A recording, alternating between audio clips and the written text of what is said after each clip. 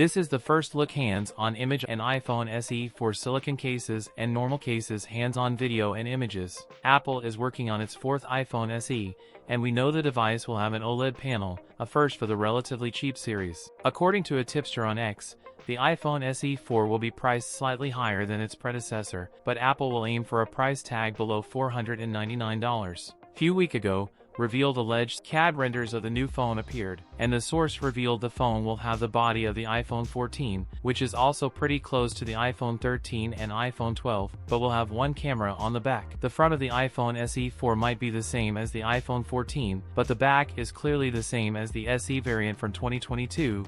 The big unknown is whether Apple will keep the dated 12MP sensor or will introduce a more powerful camera capable of night mode, which was missing last time. These CAD renders do not have an action button or mute switch next to the volume keys. Upcoming iPhone SE 4 come with 6.1-inch OLED panels.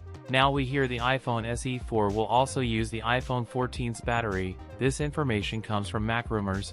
iPhone SE series is known for the outdated hardwares, because Apple used the old hardware to reduce the price, which are significantly lower compared to the regular phones. That is why we used to see regular gap between each SE model. iPhone SE 4 expect to launch very soon. That's it for today's video. If you enjoyed it, don't forget to like, comment, and subscribe for more content. Thanks for watching, and I'll see you in the next one.